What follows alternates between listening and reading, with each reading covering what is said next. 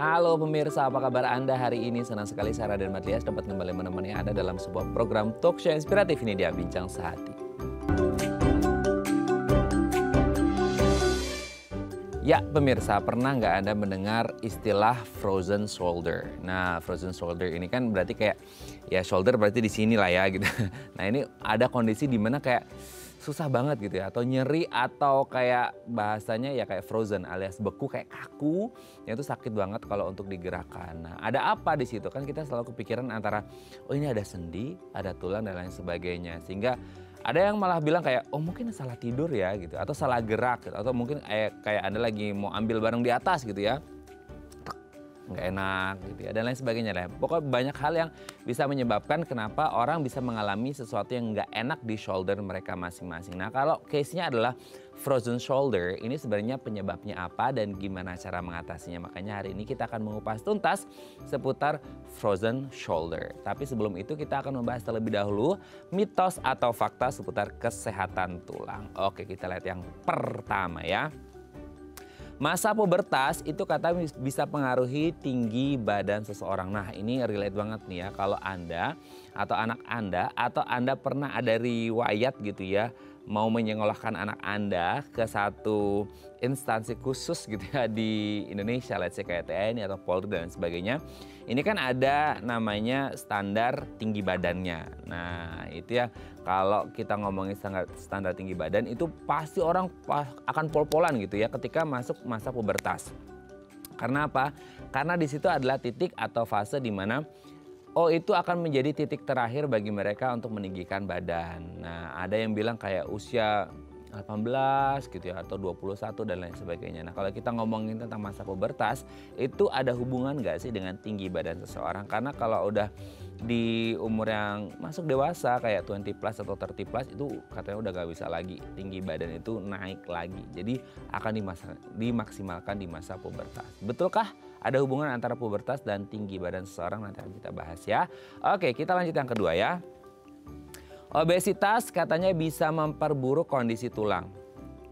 Kita punya tulang ini kan untuk menopang badan kita, menopang berat atau beban tubuh kita.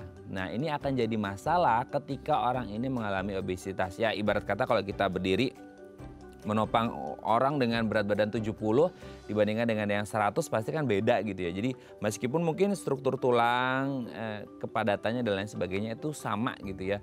Nah akan berbeda kasusnya, efeknya, dampaknya ketika orang ini mengalami obesitas dengan body mass index yang ya udah masuk kategori obesitas seperti itu ya.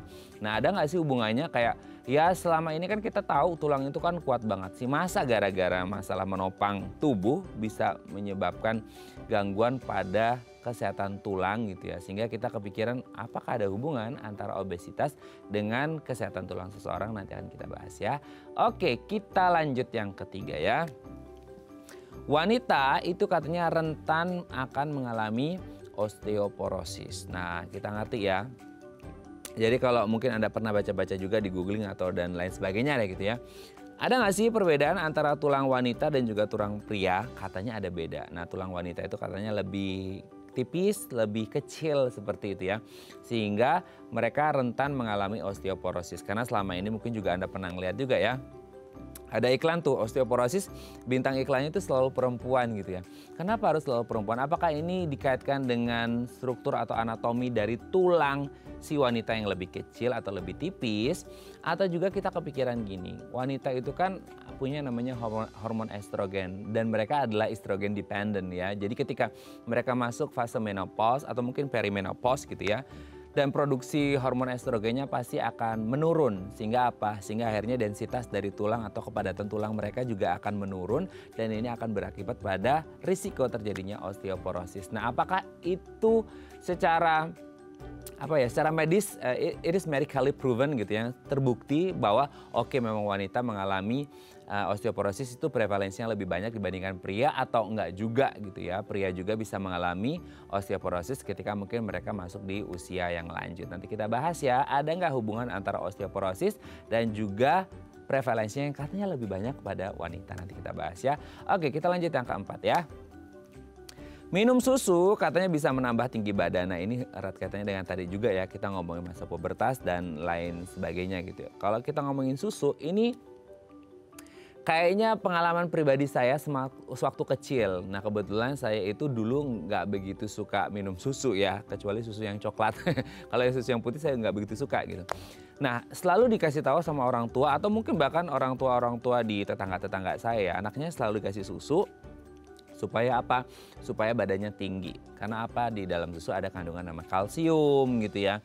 Nah yang selalu jadi pikiran adalah oke, dengan mengonsumsi kalsium lebih banyak maka si anak ini akan memiliki tinggi badan yang maksimal. Nah ada nggak sih hubungan antara mengkonsumsi berapa banyak nih volume kalsium yang dikonsumsi oleh seorang anak setiap harinya sehingga bisa berpengaruh ke tinggi badan anak? Atau sebenarnya tinggi badan anak atau seseorang itu tidak melulu didasari dari berapa banyak kalsium yang dikonsumsi, mungkin ada faktor-faktor eksternal lain yang akhirnya bisa mempengaruhi tinggi badan seseorang. Mungkin faktor genetik atau faktor yang lainnya nanti akan kita bahas ya. Oke, kita lanjut yang terakhir ya. Pertumbuhan tinggi badan berhenti saat dewasa. Ini yang tadi saya sempat bilang di awal ya. Kalau kita ngomongin tinggi badan, itu maksimal kayak saya agak-agak lupa gitu ya di angka tepatnya seperti apa. Cuman kayak cewek sama cowok itu agak berbeda. Kalau cewek itu mungkin kayak masih di teens lah ya. Ya akhir teens lah, akhir remaja itu kayak 18 atau 19 gitu ya. Dan kalau cowok mungkin kayak ya early 20 lah ya, 20 atau 21. Itu katanya masih bisa. Itu tapi itu udah mentok banget. Tapi nanti kita tanyakan ke dokternya, betul nggak seperti itu. Dan saya jadi banyak bertanya nih. Karena selama ini banyak tuh ya terapi-terapi di luar sana itu yang mereka tuh bahkan sampai ditelentangkan gini terus kayak ada alat gitu ya untuk ditarik. Nah sebenarnya itu bisa meninggikan badan atau sebenarnya itu adalah mungkin postur si orang ini belum tegap gitu ya secara sempurna sehingga alat itu mencoba untuk meluruskan sehingga ketika mereka kembali berdiri maka posisinya tinggi badannya akan ada ya slightly different lah ya, ada perbedaan yang ya lumayan kelihatan lah seperti itu ya. Nanti akan kita bahas. Oke, itu tadi beberapa mitos atau fakta seputar kesehatan tulang dan kami akan membahasnya sesaat lagi. Tetap bersama kami di Bincang Sehati.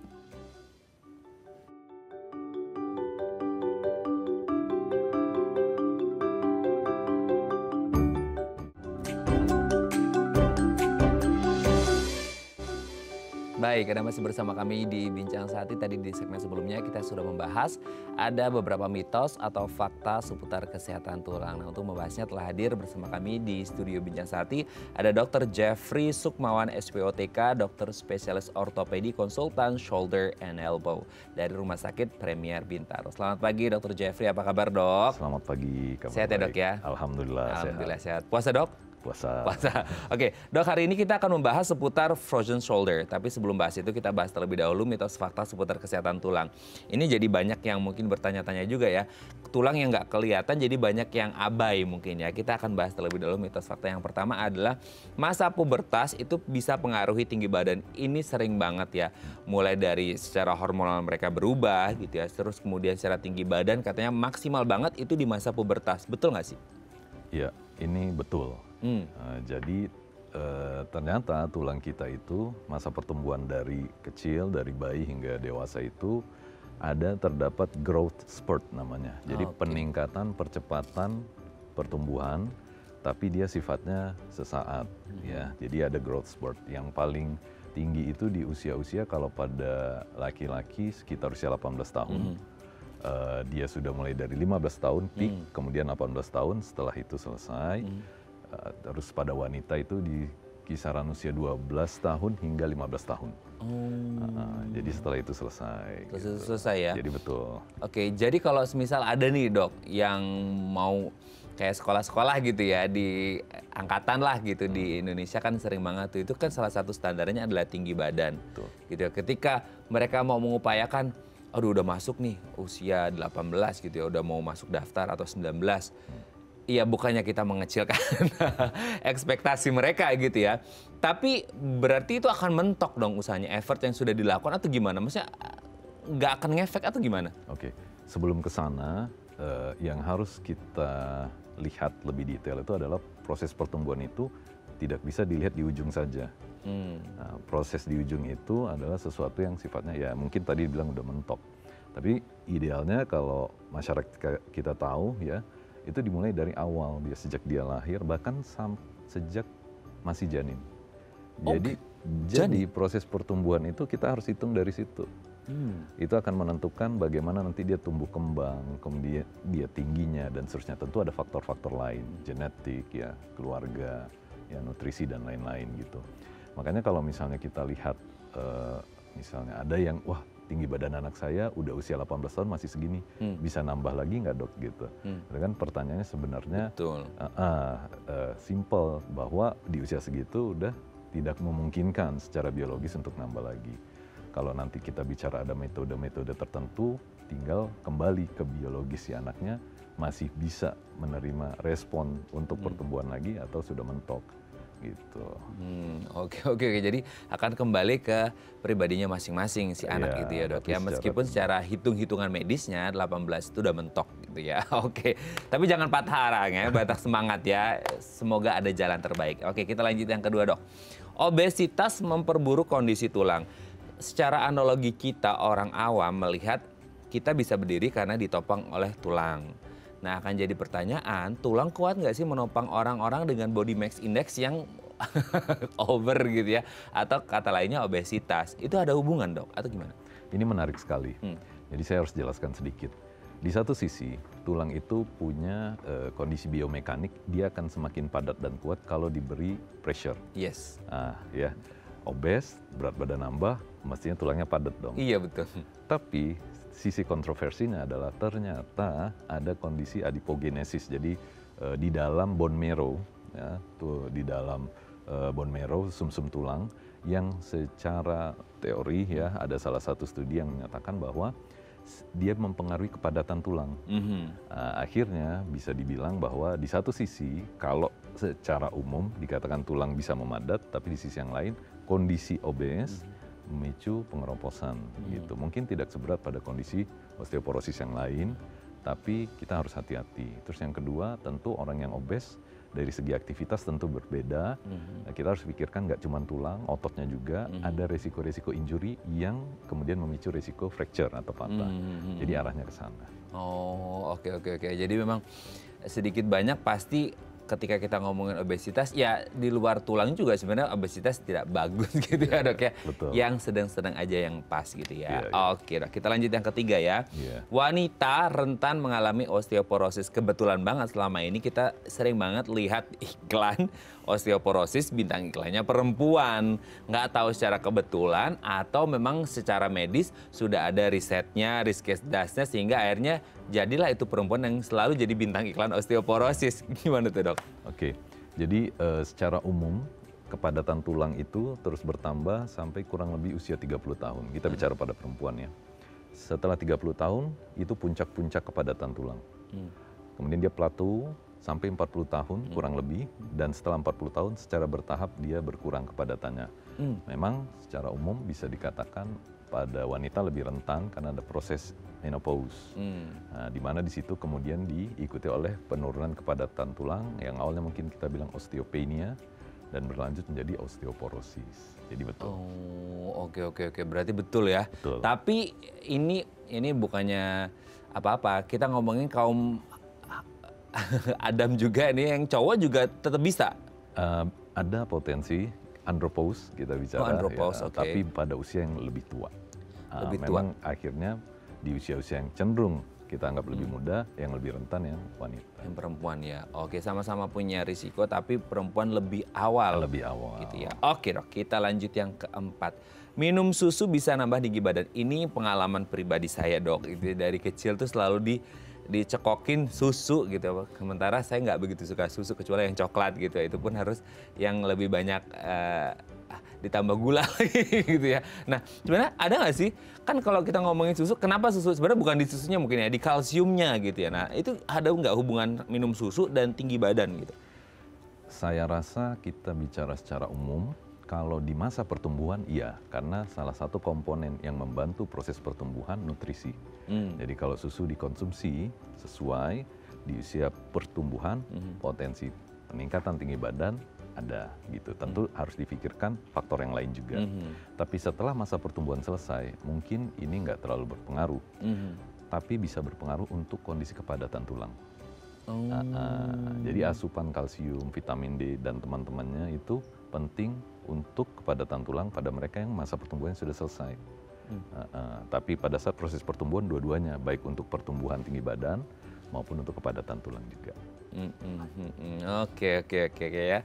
Oke, jadi itulah hubungannya dengan tinggi badan ya. Nah, ini masih seputar tinggi badan ya. Kayaknya banyak orang yang pengen jadi model ini, Dok ya. Yang kelima adalah pertumbuhan tinggi badan berhenti saat dewasa. Dok, ini sorry, maksudnya ini tidak ada konflik of interest apapun ya gitu ya. Jadi sering tuh saya lihat ada yang sampai ditelentangin terus kayak ditarik gitu, Dok. Nah, even di usia yang sudah dewasa lah, masuk dewasa gitu. Dan sebenarnya dewasa itu benar-benar kayak tadi dokter sebut kan kayak cowok lah 18, cewek maksimal 15. Itu benar-benar kayak udah mau di apa bahasa Jermannya teh dicengkeweng gitu ya, itu nggak akan ngefek gitu atau gimana? Iya, jadi kita kembali ke usia tadi. Memang secara teoris sekitar 18 tahun pada laki-laki, pada wanita atau perempuan 15 tahun. Mungkin pada beberapa individu bisa extend sedikit, nah, tapi kita ambil rata. Setelah itu pertumbuhan selesai, nah kita tahu tulang itu padat dan dia keras. Jadi kalau misalnya ada metode yang mengatakan bahwa dengan diregangkan tulangnya ikut keregang, saya rasa enggak. Yang ada patah. Atau kalau misalnya tulangnya tidak teregang, yang keregang yang lain. Apa itu, Dok? Ligamen, kapsul sendi, urat-uratnya lah istilahnya. Artinya kalau berlebihan bisa memicu kondisi yang lain, yang bisa ke arah cedera atau injury. Nah, jadi harus hati-hati. Metode-metode yang tanda kutip ya, memaksakan regangan, mungkin tulangnya nggak ada retak atau nggak ada patah, tapi yang cedera yang lainnya. Jadi harus hati-hati. Dan perhatikan, tulang, terutama tulang belakang, kalau diregangkan berlebihan, kita harus perhatikan di situ ada yang lewat komponen urat syaraf. Jadi kalau misalnya diregang berlebihan, mungkin tulangnya nggak cedera, tapi sarafnya berpotensi cedera. Nah, itu harus ekstra hati-hati dalam hal itu. Nah, itu dia ya. Jadi nggak hanya melulu masalah tinggi badannya harus nambah, tapi harus mikirin ada saraf juga di situ, ada ligamen dan lain sebagainya ya. Itu yang jadi pertanyaan. Niatnya tinggi, badan nambah, malah cedera di titik yang lain. Nggak bagus ya, Dok ya. Oke, thank you Dr. Jeffrey sudah terjawab atas waktunya. Nanti kita lanjut lagi ngomongin frozen shoulder ya. Oke, pemirsa, kalau Anda punya pertanyaan seputar tema kita hari ini, boleh tanya-tanya di 021-290-3244 atau DM Instagram kami di @bincangsaatTV. Kami akan segera kembali.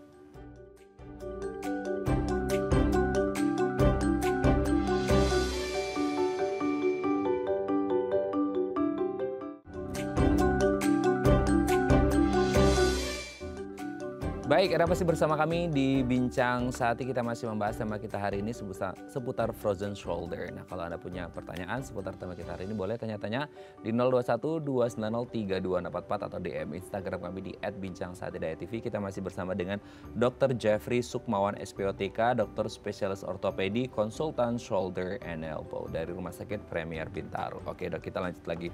Frozen shoulder, mungkin banyak yang belum kenal ya dengan istilah frozen shoulder ini. Frozen mungkin yang film anak-anak gitu Nah, frozen shoulder ini sebenarnya kondisinya seperti apa sih, Dok?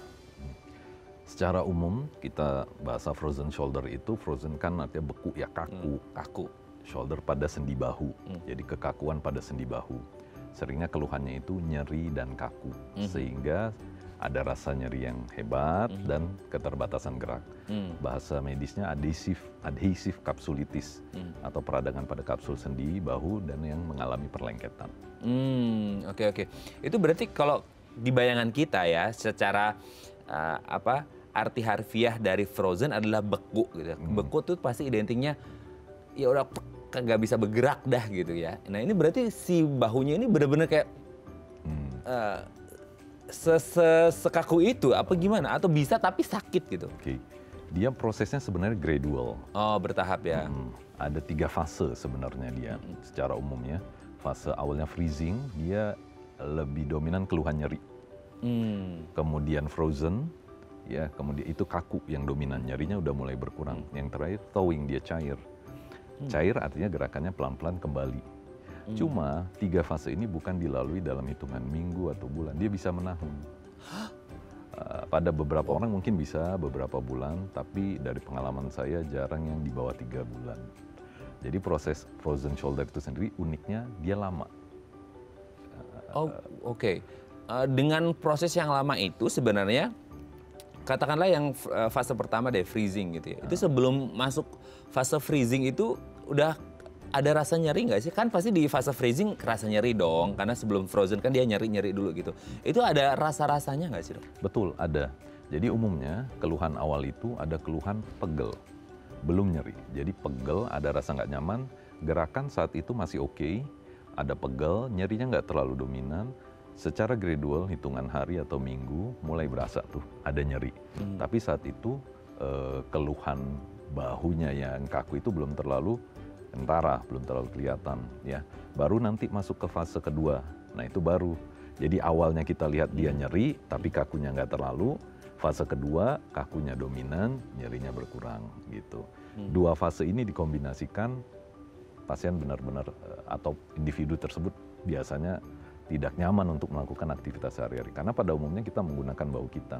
Kita mau menggerakkan tangan, siku, mau nggak mau ada pergerakan di bahu gitu.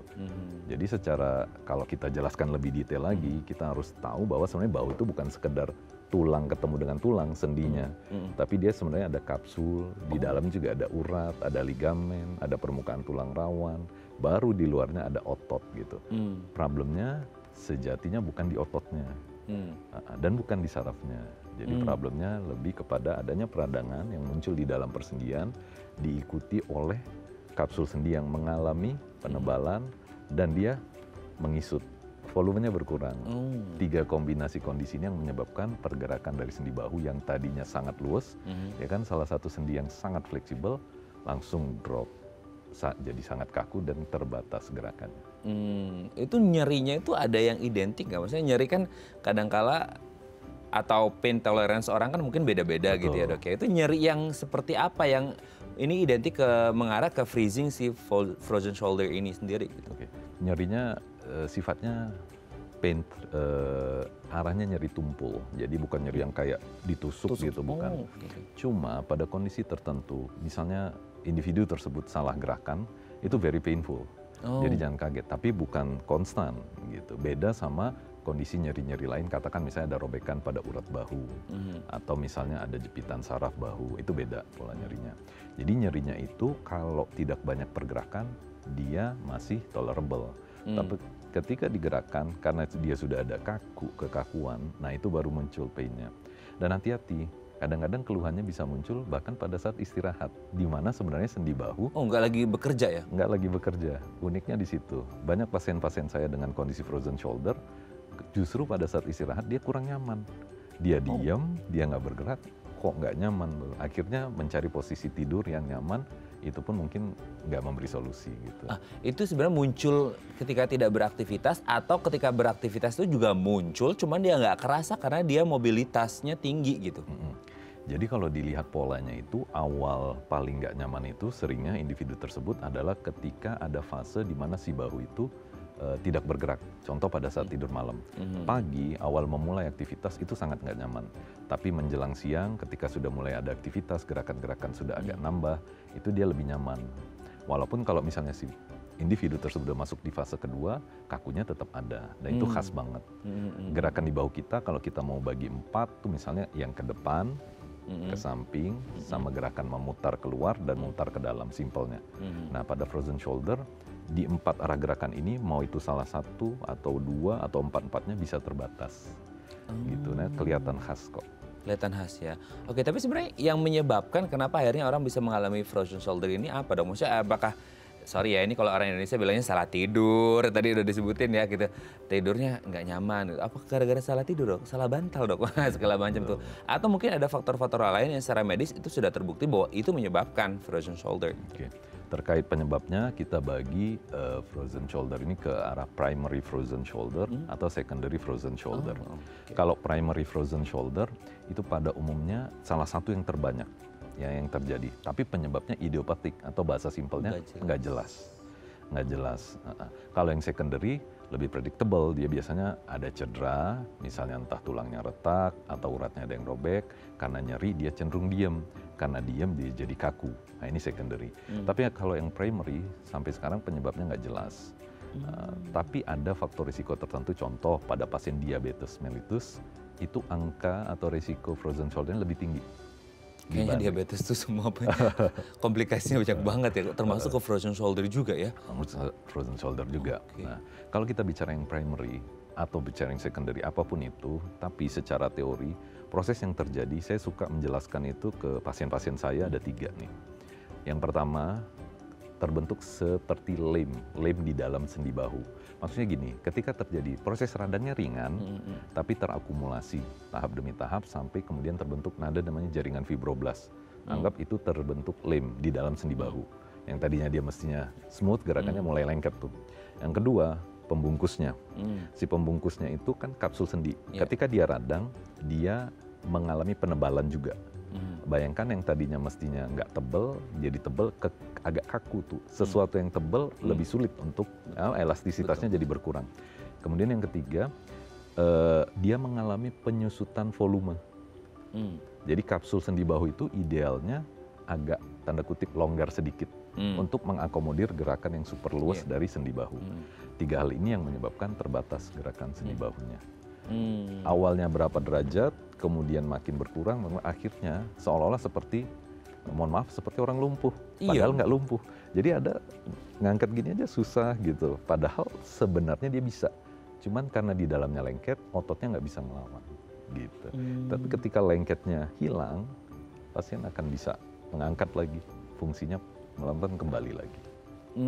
Oke. Itu beberapa penyebabnya. Tapi ada nggak sih dok, maksudnya kayak kan ada ya orang itu lahir dengan kondisi entah struktur, anatomi ataupun kondisi secara umum tulangnya berbeda-beda gitu. Ada nggak yang mungkin orang ini berisiko karena dari lahir atau karena satu dan lain hal trauma gitu ya, sehingga struktur tulangnya terutama di area bahu ini mereka rentan mengalami frozen shoulder gitu. Oke. Sebenarnya jarang kondisi seperti itu, kecuali kalau kita bicara ada tulang-tulang yang mengalami fragile ya, dia gampang patah atau sendi pada kondisi-kondisi di mana terjadi hiperelastisitas jaringan pengikat atau sendinya sangat longgar. Nah itu ada resiko-resiko cedera di bahu. Tapi untuk si frozen shoulder ini sendiri ini tidak ada kaitan langsung dengan kondisi. Karena seringnya si frozen shoulder ini pada usia-usia di atas 40 tahun. Jarang yang di usia muda. Oke. Itu berarti hubungannya dengan proses aging atau degeneratif seseorang kah? Tidak berkaitan langsung. Tidak berkaitan langsung. Oke. Meskipun dia prevalensinya lebih banyak di usia 40 plus gitu ya. Oke dok, nanti kita lanjut lagi ya di segmen selanjutnya ya.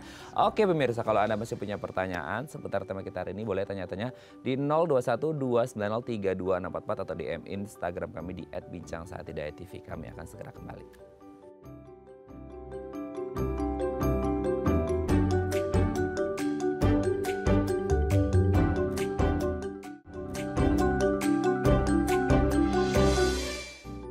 Baik, Anda masih bersama kami di Bincang Saati. Kita masih membahas tema kita hari ini seputar frozen shoulder. Kalau Anda punya pertanyaan seputar tema kita hari ini, boleh tanya-tanya di 0212903244 atau DM Instagram kami di @bincangsaatidayatv. Kita masih bersama dengan Dr. Jeffrey Sukmawan, SPOTK, dokter spesialis ortopedi konsultan shoulder and elbow dari Rumah Sakit Premier Bintaro. Oke dok, kita lanjut lagi.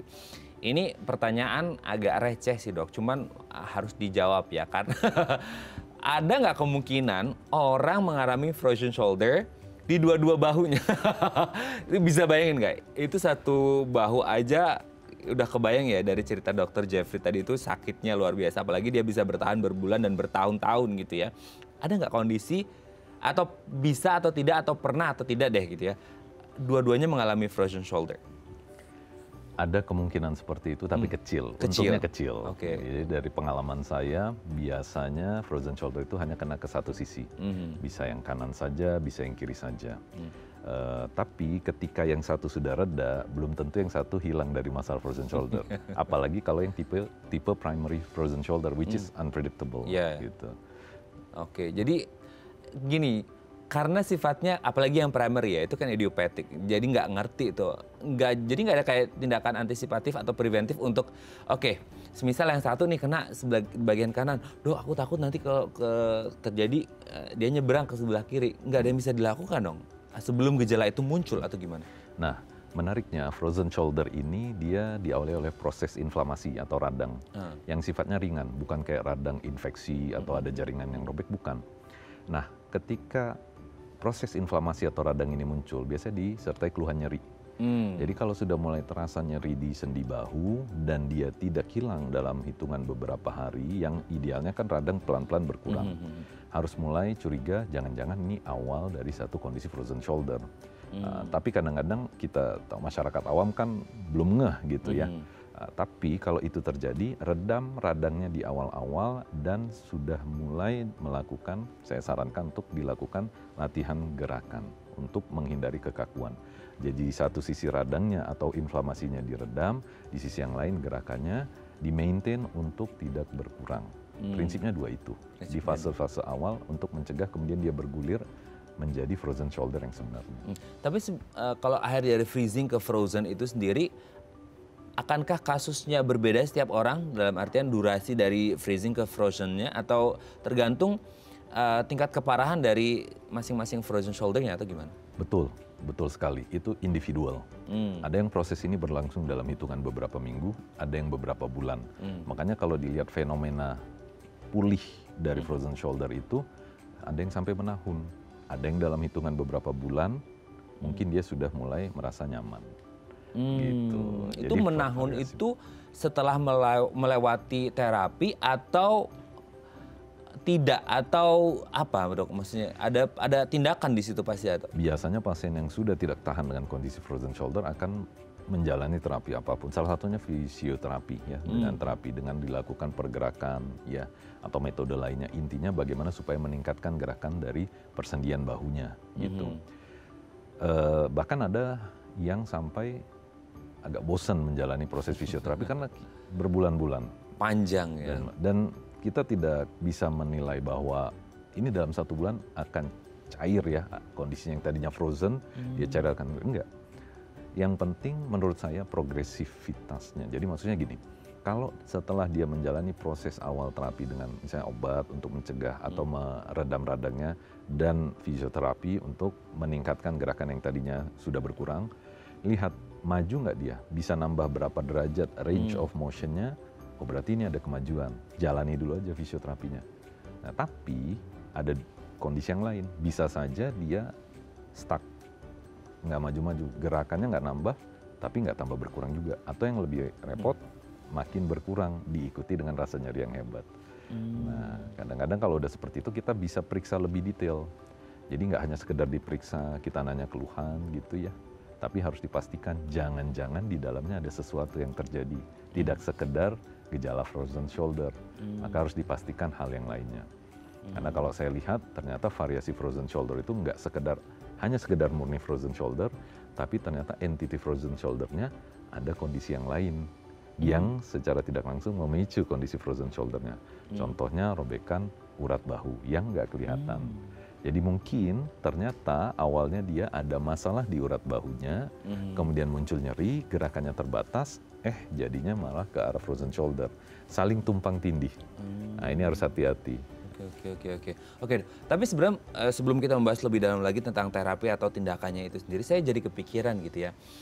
Kalau ada orang yang bekerja, let's say kayak orang kantoran gitu ya, kerja dengan repetisi gitu terus dengan posisi yang sama, kan mungkin ada kayak rasa lelah atau apa di seputar bahu itu pasti ada, apalagi yang mengetik dan atau mungkin beberapa orang dengan posisi pekerjaan yang harus banyak menggunakan bahunya atau tangannya. Itu bisa nggak sih, maksudnya ada nggak kebiasaan harian yang mungkin nggak kita sadari itu bisa berujung pada frozen shoulder gitu? Pada umumnya kalau itu sifatnya yang posisi postural yang lama, diam, menurut saya itu kecil kemungkinan ya menjadi faktor risiko. Tapi dari pengalaman saya ya itu salah satu yang bisa memicu itu apapun yang bisa memicu radang pada awalnya. Kalau kita bicara diabetes mellitus kan dia mau radang mau tidak radang ada risiko seperti itu. Tapi kalau pada umumnya yang tidak diabetes mellitus, umumnya saya melihatnya ada trigger awal yang memicu radang atau overuse. Ada gerakan-gerakan yang menyebabkan si bahunya mengalami radang. Nah, ketika si radang ini tidak reda, maka dia bergulir pelan-pelan memicu yang tadi saya bilang, membentuk jaringan fibroblast atau anggap seperti lem. Diikuti rasa nyeri. Gitu. Nah, kalau ini sudah terbentuk dia mulai tuh snowballing, makin lengket, makin kapsulnya makin mengalami perubahan, gerakannya makin terbatas. Jadi seperti itu. Oke. Bisa dipahami. Tapi kalau misal gini dok, andai kata ya, dengan istilah frozen shoulder yang belum banyak mungkin belum begitu familiar, mungkin kasusnya ada tapi orang nggak ngerti ini istilahnya frozen shoulder. Terus adalah di satu sisi kayak karena mungkin edukasi, makanya hari ini kita mengedukasi masyarakat gitu ya. Dan sayangnya adalah mungkin dengan coverage area yang begitu luas di Indonesia, ada orang yang nggak paham dengan frozen shoulder, sehingga akhirnya kayak penanganannya salah nih, atau mungkin penanganannya telat, atau mungkin kayak ya udah akhirnya dia berdamai dengan keadaan, dengan pain yang sangat painful itu gitu ya. Ada nggak kayak komplikasi atau the worst skenario kalau akhirnya itu dibiarkan? Maksudnya pengaruh ke sendinya kah, pengaruh ke tulangnya, ke ligamen atau apapun itu gitu? Oke, frozen shoulder itu anggap sendinya ngejam ya, dia lengket, jadi pergerakannya jadi terbatas. Akhirnya biasanya keluhan yang muncul, yang lainnya itu muncul rasa nggak nyaman di otot bahu atau pundak bagian depan, bagian atas sama bagian belakang. Itu pasien juga akan mengeluhkan ya, individu yang mengalami frozen shoulder ini juga pegal, padahal kunci masalah utamanya di frozen shouldernya. Kalau misalnya dibiarkan saja, ada kemungkinan dia mengalami rilis sendiri atau cair sendiri. Nah itu yang tadi saya bilang, thawing. Tapi chance untuk ini lagi-lagi sulit dibilang kapan. Kalau istilahnya menahun, siapa yang tahan? Kalau dia lengket atau gerakannya terbatas selama menahun gitu. Yang repot adalah kalau dicoba dilakukan manuver-manuver untuk membuka perlengketan di sendi bahu. Ya, ini harus hati-hati. Karena itu membuka paksa maksudnya? Iya, maksudnya karena dia lengket, seolah-olah ini bisa digerakkan dengan agak dipaksakan. Nah ini harus hati-hati. Karena kualitas kekuatan tulang seseorang itu beda-beda. Ketika digerakkan, tapi ternyata tulangnya itu keropos, ya, atau bentuk tulangnya mungkin agak berbeda, berpotensi memicu injury pada tulangnya. Jadi masalah yang satu tidak selesai, frozen shoulder-nya nambah masalah baru. Nah itu dia ya, jadi jangan, maksudnya kalau di tubuh itu kan sudah canggih ya, Tuhan kasih tubuh kita kasih alarm kalau gini-gini udah langsung ke dokter aja, jangan nunggu sampai itu jadi lebih buruk ya. Oke dok, sebelum kita lanjut ini ada DM Instagram aku bacakan ya, ini dari Pak Mikael. Halo pagi dok, saya pria berusia 27 tahun, 6 tahun lalu saya pernah cedera di bagian bahu kanan karena jatuh pas lagi main bola. Belakangan ini sering kerasa nyeri dan sulit digerakin nih dok. Apa ini gejala menuju ke frozen shoulder? Gimana cara mengurangi rasa nyerinya ya dok ya? Thank you. Oke, dari Pak Mikael nih dok. Gimana? 27 masih muda loh dok. Gimana? 6 tahun lalu dok, itu masih ngefek atau gimana? Oke, nah kalau di usia 27 tahun ini menarik ya. Secara statistik jarang frozen shoulder di usia di bawah 40 tahun, di usia muda. Makanya kalau saya lihat profil dari pasiennya, lihat oh ada keluhan nyeri bahu, ada keluhan cedera, ya ini harus kita perhatikan. Waktu cedera apa yang terjadi? Ini pertanyaannya gitu. Dan apa yang sudah dicek gitu. Kalau kita bicara injury apapun, ya sendi bahu, sendi apa, yang harus diperhatikan waktu cederanya bagaimana, kondisi cederanya, dan saat ini keluhan nyerinya seperti apa, di posisi gerakan seperti apa.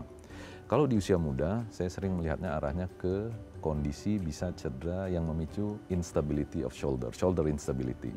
Misalnya pas jatuh, jangan-jangan sempat geser. Jangan-jangan habis geser, dikembalikan posisinya, tapi jaringan pembungkusnya tidak pulih, benar-benar pulih. Dan itu bisa menahun. Itu satu. Yang kedua, apakah pada saat jatuh atau cedera, jangan-jangan tulangnya ikut cedera. Ketika tulangnya cedera, bentuk tulangnya sudah kembali normal atau belum ketika dia menyambung gitu. Kemudian yang berikutnya lagi, jangan-jangan ada urat bahu yang lain yang fungsinya untuk menggerakkan sendi bahu yang robek pada saat jatuh. Nah, jadi selain memikirkan kondisi frozen shoulder di usia muda, ya di usia di bawah 40-30 tahun, saya lebih memikirkan 3 kondisi ini dulu. Karena frozen shoulder jarang terjadi pada usia muda, kecuali dipicu oleh 3 hal ini. Oke. Nah ini menjadi pertanyaan Pak Mikael selanjutnya adalah mungkin ini belum mengarah ke frozen shoulder karena dari sisi range usia masih belum masuk gitu ya.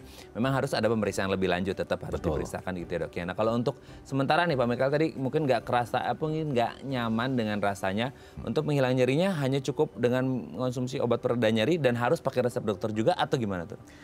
Oke. Kalau awal cedera kita bisa melakukan hal seperti itu sambil kita pantau ya. Dan kalau yang menurut saya yang paling penting adalah dipastikan di dalam bahunya tidak ada masalah. Bisa dilakukan pemeriksaan imaging, misal ronsen atau pada kondisi yang kita sudah mulai mengarah, kita bisa lakukan MRI. Pada frozen shoulder biasanya saya lakukan MRI bila sudah ada indikasi yang jelas. Obat bisa membantu, tapi kalau kita bicara dari durasi yang sudah dirasakan sampai 6 tahun, saya rasa mungkin bukan solusi yang efektif lagi untuk obat saja. Jadi menurut saya, karena di jangka waktu yang sudah cukup panjang, kita harus pastikan apa masalah yang terjadi dalam bahunya. Saran saya diperiksa lebih detail, bila perlu dilakukan pemeriksaan imaging yang tadi saya jelaskan. Karena udah 6 tahun nih, udah menahun ya, mungkin ada sesuatu yang belum kelar tuh di dalamnya gitu ya. Oke, semoga ini bisa menjawab pertanyaan Pak Mikael. Oke dok, nanti kita lanjut lagi ya di segmen terakhir ya. Nggak keras loh, udah segmen terakhir aja ya. Oke pemirsa, kami akan kembali saat lagi, tetap bersama kami di Bincang Sehati.